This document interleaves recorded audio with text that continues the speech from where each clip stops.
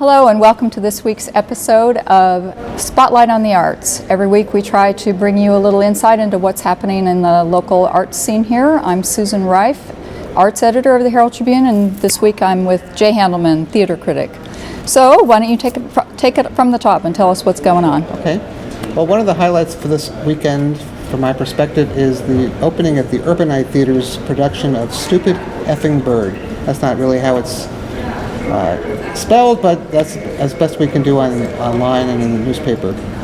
It's a play by Aaron Posner, and it's sort of a modern twist on Anton Chekhov's The Seagull, and it's involving theater and what theater can be and what it should be and what it was, and trying to break traditions, which is what Chekhov did originally. And so it's a new twist, and even with the title I'm not allowed to say, I'm looking forward to seeing it. Is there actually a bird in the show? Well, the original play was called The Seagull. So yes. I'm not sure. I'm going to find out when it opens. Because I know the pictures showed him holding a seagull, but right. Guess or we'll find out. Feathers. I don't think maybe just the feathers. Were damaged no animals, no seagulls were damaged in the making of Stupid Effing Bird.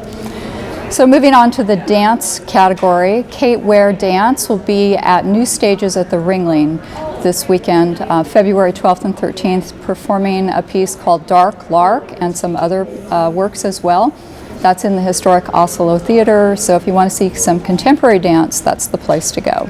The New Stages has sort of become pretty much focused on dance, hasn't it? There's a lot of dance. Sometimes it's multimedia, but there's a lot of dance in it. And that's a great contemporary arts performance program up at the Ringling Museum. Yeah. They seem to be going almost more performance art these days than visual, which is cool. Yeah, cool stuff. It's good to have some of that. One of the most talked about shows in town this week is the national tour of Book of Mormon, which is playing at the Van Wezel Performing Arts Hall through Sunday. It's all sold out, as best I can tell, but you may have a chance to get tickets to it if you show up at least 2 hours before any performance time. There's a lottery, and each person who's there can enter to buy up to 2 tickets. They're sold for $25 each, and you have to be present to win the lottery. And the tickets, as far as I know, are in the front row. So at this point, unless you want to go online, I saw some tickets through StubHub at a very high price. The lottery may be your best choice. I get to be Jay's +1 for this tonight, and you'll be able to see his review of this pretty quickly after that. So I've not seen it before. Jay has. And looking forward to seeing it again. Yeah, it should be an interesting show.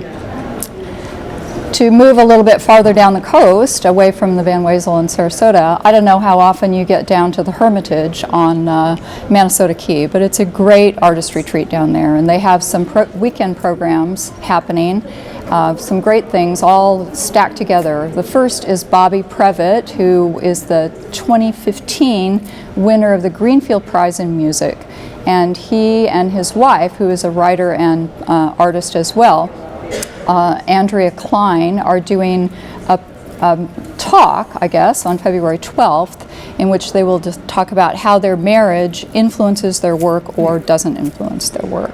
And then on February 15th, we have a writer in residence down there named Jim Hainan, who's doing a lunch at their Palm House, which is a new property just adjacent to the Hermitage. He's doing a luncheon there, and on February 16th, visual artist Michael Weishock starts an exhibit of work there. So a lot happening down there. That's a great place. I'm trying to figure out a way I can get to spend some time at the retreat more than just for an interview or to attend one of these programs. You know, it's a drive down there, particularly during the season, but it's such every time we go, you think, why don't we get down here a little bit more often? Because it's really great, and they do such great work. So many amazing artists come through that particular organization. Since we're talking about talks, I'm going to be hosting a panel discussion, or a small panel, at the West Coast Black Theater Troupe on Sunday, February 14th, on Valentine's Day, after the performance, the matinee of Ma Rainey's Black Bottom, about August Wilson. And I'll be talking with Chuck Smith, who directed the production, and my longtime colleague Chris Rawson, a critic from the Pittsburgh Post-Gazette, who wrote a book about August Wilson. That'll be at 5 o'clock. It's free. Reservations are required, though. And in the evenings, there are 2 community theater shows that I'm looking forward to. The Manatee Players is opening the musical Chess, which was written by the 2 guys from ABBA, Benny Anderson and Bjorn Ulvaeus, I think. I'm not sure how to pronounce that. It's a show that ran for a few years in London. It's had a very checkered history. Got a huge cult following. Oh, it really does. It's a wonderful score. The story sometimes isn't up to the score, but Rick Kirby's directing it, has a wonderful cast, and you can read about that in our Ticket magazine. And in Venice, Venice Theatre is bringing back one of its biggest hits ever, Ragtime, a musical based on the novel by E.L. Doctorow. And it was a big hit. It was the biggest selling show they'd ever had 5 years ago, up until this past year when they did Hair. So they're bringing it back, and some of the same people are going to be back for one more go. So, well, I'd just like to go see Chess again. My daughter's high school did it, which, if you think about it, that's an odd choice for a high school production. Sure is. But One Night in Bangkok alone is worth the price of admission to that show. And hopefully this one will be that way too. So those are some of the highlights, and we hope you'll check out our stories and our reviews at Ticket Sarasota /arts, ticketsarasota.com/arts, and in our art section and ticket section and the daily newspaper all throughout the week. And we'll be back with more next week.